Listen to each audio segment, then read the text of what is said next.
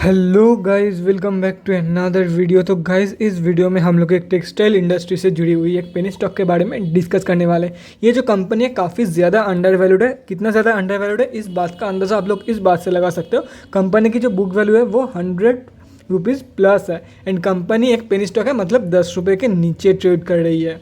तो गाइस मतलब कितना ज़्यादा अंडर वैल्यूड कंपनी है इस बात से आप लोग पता लगा सकते हो। तो चलिए देख लेते हैं कौन सी कंपनी है ये एंड कंपनी फंडामेंटली कैसी है। उसके साथ साथ हम लोग इस वीडियो में ये भी डिस्कस करेंगे कि कैसे जो है आप अपना प्रॉफिट को मैक्सिमाइज कर सकते हो थ्रू दिस कंपनी एंड क्या इसकी स्विंग ट्रेडिंग के लेवल्स निकल के आ रही है। और स्विंग ट्रेडिंग के बारे में बात करने से पहले मैं आप लोग को एक चीज़ बता देना चाहता हूँ कि कंपनी जो है बहुत ही एक सही पैटर्न फॉर्म कर रही है। कभी भी इसका ब्रेकआउट हो सकता है और अगर कंपनी इसके ब्रेकआउट देती है तो आप लोग को कुछ ही दिनों के अंदर अंदर आप लोग को बहुत ही सही रिटर्न देके जा सकती है ये कंपनी, अगर ब्रेकआउट सक्सेसफुल रहती है तो चलिए देख लेते हैं कौन सी कंपनी है ये एंड कंपनी फंडामेंटली कैसी है for long term and short term trades. तो गाइज़ यहाँ पे आप लोग कंपनी का नेम देख सकते हो, मोहता इंडस्ट्रीज़ लिमिटेड। कंपनी जो है वो टेक्सटाइल मैन्युफैक्चर करती है। मार्केट कैप के बारे में बात करें 12 करोड़ 30 लाख का मार्केट कैप है कंपनी की। स्टॉक का पी यहाँ पे मेंशन नहीं है। ROC and return on equity दोनों ही नेगेटिव में जा चुकी है। बुक वैल्यू से काफ़ी सस्ते में आप लोगों को मिल रहा है। बुक वैल्यू ₹111 का है और कंपनी का जो करंट मार्केट प्राइस है वो करीब करीब ₹9 के आसपास है। अगर एक साल के बारे में बात करें 100% प्लस की रिटर्न एक साल में ये कंपनी दे के जा रही है। एंड अगर डिविडेंड के बारे में बात करें, डिविडेंड तो नहीं देती है लेकिन फेस वैल्यू ₹10 का है कंपनी की। प्रोज एंड कॉन्स के बारे में बात करें, प्रोज में आप लोग देख सकते हो सिर्फ और सिर्फ एक ही पॉइंट है कि कंपनी जो है बुक वैल्यू से काफ़ी सस्ते में मिल रहा है। बाकी कॉन्स में बात करें, company has low interest coverage ratio. 5 साल की सेल्स ग्रोथ जो है वो हाफ से भी कम हो चुकी है। बाई 5 साल की जो सेल्स ग्रोथ है वो बाई 52.61% डिक्रीज हुई है। 3 साल की जो रिटर्न ऑन इक्विटी है वो भी करीब करीब -9% के आसपास है। प्रमोटर्स का होल्डिंग भी करीब 25% प्लेज हो रखा है। कंपनी का जो डेप्टेड डेज है वो भी काफ़ी हाई है, 2700 डेज के आसपास। क्वार्टरली रिजल्ट के बारे में बात करें तो सितंबर क्वार्टरली की रिजल्ट अभी तक तो नहीं आई है लेकिन कंपनी टोटली लॉस मेकिंग है। भाई आप लोग देख सकते हो। प्रॉफिट एंड लॉस के बारे में बात करें ईयर ऑन ईयर बेसिस तो पहले कंपनी प्रॉफिटेबल थी, मतलब थोड़ी बहुत प्रॉफिट देती थी लेकिन प्रॉफिट इज प्रॉफिट, प्रॉफिटेबल थी कंपनी पहले, लेकिन अभी टोटली लॉस मेकिंग बन चुकी है। 2021 की फाइनेंशियल ईयर में कंपनी ने 18 करोड़ की लॉस दिया था और करंट टीटीएम में भी कंपनी 18 करोड़ की लॉस दे रही है। तो हो सकता है, देखो अभी और 4 महीना बाकी है 2022 की फाइनेंशियल ईयर को ख़त्म होने में, तो हो सकता है 18 करोड़ ही एंड तक। देखो अगर सेल्स ना होता है कोनो, मतलब ये कंपनी में सेल्स तो होता है लेकिन कंपनी के हाई एक्सपेंसेस के चलते कंपनी जो है वो लॉस दे रही है। तो इधर 18 करोड़ से ज़्यादा का लॉस देगी या तो फिर कंपनी रिकवर करके 18 करोड़ से कम लॉस देगी। लेकिन मुझे लगता है कि ये कंपनी इस 2022 की फाइनेंशियल ईयर में ज़्यादा ही लॉस देगी, क्योंकि कंपनी की अगर क्वार्टरली रिजल्ट चेक किया जाए तो कंपनी लगातार लॉस दे रही है। कंपनी का कोई मतलब प्रॉफिट का कोई नामो निशान नहीं है क्वार्टरली रिजल्ट में। तो हो सकता है 20 करोड़ प्लस लॉस देखने को मिल जाए आप लोगों को 2022 की फाइनेंशियल ईयर की रिजल्ट में। अभी बात करते हैं कंपनी की डेब्ट के बारे में। कंपनी ने रिजर्व कम किया है और बोरोइंग्स इंक्रीज किया है, मतलब पूरा उल्टा हुआ है। जो रिजर्व इंक्रीज होना चाहिए था एंड बोरोइंग्स कम होना चाहिए था, लेकिन यहाँ पे पूरा उल्टा हुआ है। तो फिर भी कंपनी की जो रिजर्व है वो बोरोइंग से काफ़ी ज़्यादा है, तो डेब्ट को आप लोग कंट्रोल्ड डेब्ट बोल सकते हो। अभी बात करते हैं कैश फ्लोज के बारे में। जीरो कैश फ्लो है कंपनी में, कोई भी कैश मतलब कैश फ्लो है ही नहीं। प्रोमोटर्स की होल्डिंग अगर देखा जाए तो वो कांस्टेंट है एंड अगर पब्लिक की होल्डिंग भी देखा जाए तो वो भी कांस्टेंट है। बीच में 2-3 महीने के लिए डीआईएस ने होल्डिंग किया था, मतलब इंटर किया था, उसके बाद बेच के निकल गया। बाकी अगर 3 साल की कंपेरिजन में देखा जाए तो जो था वही है। यहाँ पे आप लोग सब कुछ कैलकुलेट कर सकते हो। अगर हम आप जैसे छोटे मोटे रिटेलर्स के बारे में बात करते हैं तो हम आप जैसे छोटे मोटे रिटेलर्स का जो होल्डिंग है वो करीब 50% के आसपास निकल के आ रही है, टू बी एग्जैक्ट 49.48%। तो गाइस अभी बात करते हैं कंपनी एक्चुअली फंडामेंटली कैसी है। देखो गाइस कंपनी की डेब्ट कंट्रोल डेब्ट है, मतलब बहुत ज़्यादा नहीं है, ठीक ठाक है डेब्ट। कैश फ्लो जीरो की है, शेयर होल्डिंग पैटर्न भी मतलब एवरेज है। उसके साथ साथ अगर कंपनी के बारे में मेन जो चीज़ देखना चाहिए वो है कंपनी की profit. Company loss making company है तो डेफिनेटली मैं आप लोगों को लॉन्ग टर्म के लिए बिल्कुल भी रिकमेंड नहीं करने वाला हूँ। बाकी देखो अगर कंपनी के ऊपर भरोसा है कि कंपनी जो है पहले प्रॉफिटेबल थी, मतलब थोड़ी बहुत भी प्रॉफिट देती थी, लॉस से तो अच्छा ही है ना। देखो आप लोगों को दिया जाएगा 1 करोड़ की लॉस या तो फिर 10 करोड़ की प्रॉफिट, सॉरी उल्टा बोला मैंने, 1 करोड़ की लॉस या तो फिर 10 लाख की 1 करोड़ की प्रॉफिट या तो फिर 10 लाख की लॉस। तो आप लोग 1 करोड़ की प्रॉफिट ही ऑलमोस्ट देखोगे ना। या तो फिर अगर उल्टा हो कि 10 लाख की प्रॉफिट या 1 करोड़ की लॉस, तो आप लोग obviously profit is always better, चाहे वो ₹1 के या ₹2 के हो, लॉस से प्रॉफिट इज़ ऑलवेज बेटर। तो हो सकता है फ्यूचर में ये कंपनी प्रॉफिटेबल बन जाए। अगर भरोसा है कंपनी के ऊपर, then you can definitely go for long term. Otherwise मैं आप लोगों को रिकमेंड तो नहीं करने वाला हूँ, क्योंकि कोई आशा नहीं है कंपनी से। कंपनी कुछ हटके प्रोडक्ट्स नहीं बनाती है। अगर प्रोडक्ट लाइन चेक करना है, कंपनी की क्लाइंट्स लिस्ट चेक करना है, तो कंपनी के वेबसाइट में जाकर देख सकते हो, लेकिन वो सब करने की कोई भी ज़रूरत नहीं है। क्योंकि देखो, अगर आप लोग स्विंग ट्रेड या तो फिर शॉर्ट टर्म में इन्वेस्ट कर रहे हो तो आप लोग को वो करने की ज़रूरत नहीं है, लॉन्ग टर्म में भी ज़रूरत नहीं है। बाकी अगर आप लोग करना चाहते हो then you can definitely go for it, and अगर इन्वेस्ट करना भी चाहते हो then you can also definitely go for it. आप लोग के मतलब देखो, सबका अपना अपना मानना होता है, इसलिए मैं बोल रहा हूँ you can definitely go for it. अगर आप लोग को लगे तो ही, मैं रिकमेंड नहीं कर रहा हूँ। अभी बात करते हैं कंपनी एक्चुअली शॉर्ट टर्म के लिए कैसी है। तो देखो guys, company actually short term के लिए कैसी है वो बताने से पहले मैं आप लोगों को एक चार्ट दिखाना चाहूँगा। तो गाइस देखो, शॉर्ट टर्म कैपिटल गेन, जिन लोगों को नहीं पता शॉर्ट टर्म कैपिटल गेन मतलब है, अगर आप लोग 12 महीने से पहले प्रॉफिट बुकिंग कर लेते हो, या तो फिर देखो प्रॉफिट बुकिंग होगा मतलब प्रॉफिट होगा तो ही तो कैपिटल गेन होगा ना।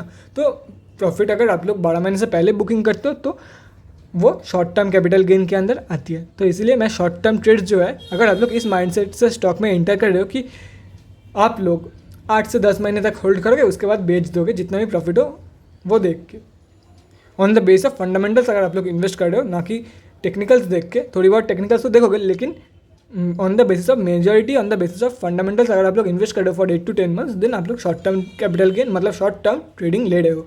तो अगर शॉर्ट टर्म के लिए आप लोग इन्वेस्ट कर रहे हो then also I would not suggest you guys, क्योंकि देखो अगर आप लोग 1 साल होल्ड करते तो सिर्फ आप लोग को 10% के आसपास रिटर्न देके जाता, जो कि काफ़ी कम है। अगर एक दिन में मतलब एक ही दिन में कई कंपनियाँ 10% के रिटर्न देके जाती है, अगर मान लो कि कंपनी में अपर सर्किट लग गया तो इससे ज़्यादा रिटर्न देगी एक दिन में।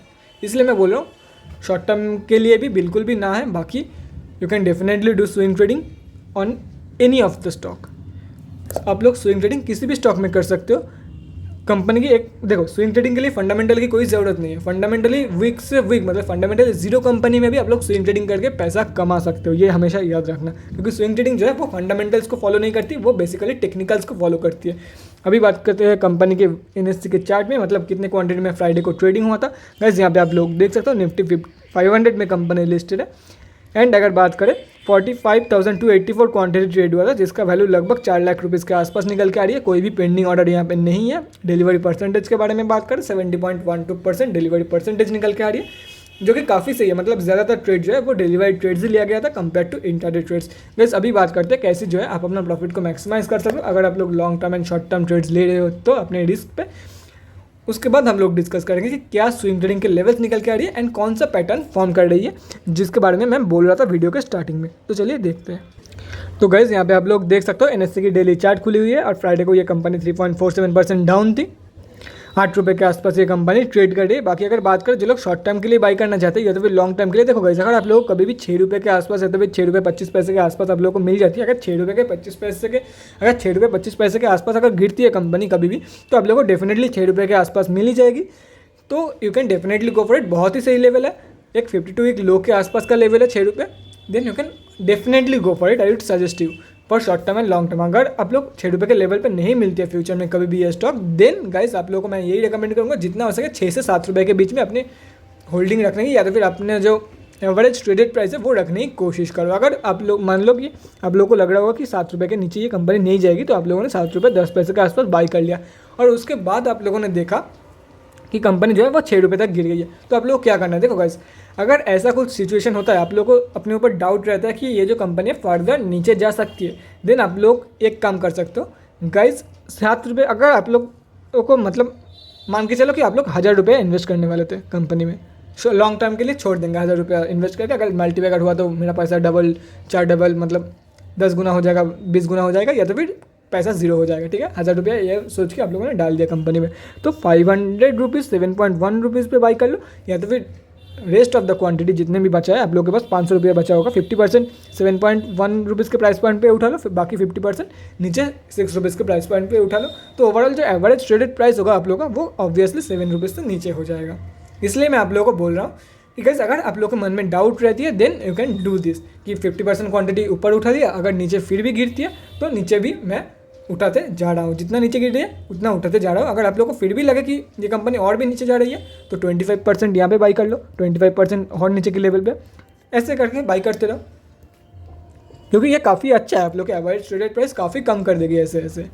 अभी बात करते हैं स्विंग ट्रेडिंग के क्या लेवल्स निकल के आ रही है। तो गाइस यहाँ पे कोई पैटर्न नज़र आ रहा है सॉरी। तो गाइस यहाँ पे कोई पैटर्न सॉरी गाइस मैं फंबल मर गया। तो गाइस यहाँ पे आप लोगों को कोई पैटर्न नज़र में आ रहा है, ध्यान से देखो।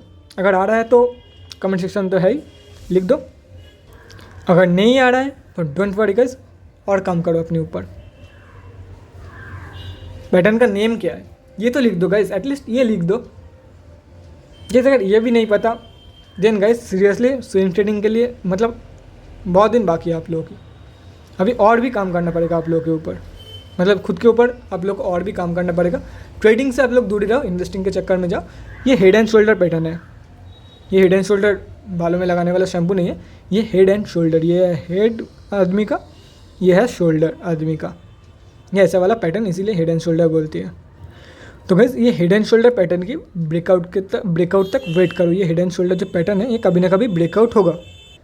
देखो ज़्यादातर जो ब्रेकआउट्स होती है हेड एंड शोल्डर पैटर्न की वो ऊपर की तरफ होती है, लेकिन स्टॉक मार्केट है एक्सेप्शन तो हुआ ही होगा। अगर बाई चांस नीचे की तरफ ब्रेकआउट, देखो मैं आप लोग को यही रिकमेंड करूँगा कि ब्रेकआउट के कंफर्मेशन के बाद ही एंटर करो, अभी से बाई करके मत रखो स्टॉक को। अगर नीचे की तरफ ब्रेकआउट होती है तो आप लोग बहुत बड़े लॉस से बच जाओगे, और अगर ऊपर की तरफ ब्रेकआउट होगी तो ब्रेकआउट के कंफर्मेशन के बाद बाय कर लो। और एक चीज़ हमेशा याद रखना, अब जब भी ब्रेकआउट हो, किसी भी पैटर्न का ब्रेकआउट हो, चाहे वो सिमेट्रिकल ट्रायंगल हो, एसिमेट्रिकल ट्रायंगल हो, असेंडिंग ट्रायंगल हो, डिसेंडिंग ट्रायंगल हो, या तो फिर कोई भी कप एंड हैंडल पैटर्न हो, कोई भी अगर पैटर्न की ब्रेकआउट होती है तो उस पैटर्न का जो हाई है उससे ऊपर ही, अगर प्रॉपर ब्रेकआउट रहती है तो उस पैटर्न का जो हाई है उससे ऊपर ही क्लोजिंग होती है। जैसे कि इसका जो हाई है ये 10.7 रुपीज़ के आसपास है। तो इस पैटर्न का अगर सक्सेसफुल ब्रेकआउट होती है तो 10.7 रुपीज़ तक तो ज़रूर जाएगी ये कंपनी। 11 रुपये मतलब इसके ऊपर तो ज़रूर क्लोजिंग करेगी। अगर एक प्रॉपर ब्रेकआउट रहती है तो इसके ऊपर डेफिनेटली कंपनी क्लोजिंग करेगी। तो आप लोगों का जो फर्स्ट टारगेट है ब्रेकआउट कंफर्मेशन के बाद घुसना है स्टॉक में for the first target of 11.9, second target 13.5। ये रेजिस्टेंस तो अब कोई काम नहीं करेगी क्योंकि ऑलरेडी इसका ब्रेकआउट हो चुका है। 13.5 second target, third target 14.75 and fourth target 16.10। सारे के सारे टारगेट्स यहाँ पे मेंशन किया हुआ है। ऊपर से मैं एक बार ये भी हेड एंड शोल्डर पैटर्न यहाँ पे दिखाए तो अगर आप लोग स्क्रीनशॉट लेना चाहते हो तो डन गाइस। अगर आप लोग स्क्रीनशॉट लेना चाहते हो तो आप लोग यहाँ पे भी मैं ड्रॉ कर देता हूँ कहाँ तक जा सकती है कंपनी। अगर आप लोग स्क्रीनशॉट लेना चाहते हो तो definitely go for it, video pause करके ले लेना। अभी बात करते हैं गाइस। देखो अगर ये बाई चांस फेक आउट रहती है तो आप लोग को मतलब काफ़ी सारे पॉसिबिलिटीज़ है यहाँ पे। हो सकता है 10 रुपये के लेवल से ये जो लेवल है यहाँ से कंपनी बाउंस मतलब ब्रेकआउट देने के बाद ये तो होगा तो वो फेक आउट यहाँ से रेजिस्टेंस फेस करके नीचे गिर जाए, या तो फिर ये जो लेवल है 10.65 यहाँ से कंपनी रेजिस्टेंस फेस करके नीचे गिर जाए। कुछ भी हो सकता है, सब कुछ एक बार चेक कर लेना आप लोगों की कि कंपनी में क्या हो रहा है। और मुझे जो लग रहा है ब्रेकआउट अगर होता है तो 7.85 के लेवल से ही होगा। ये जो लेवल है इस सपोर्टेड के लेवल के आसपास से ही होगा।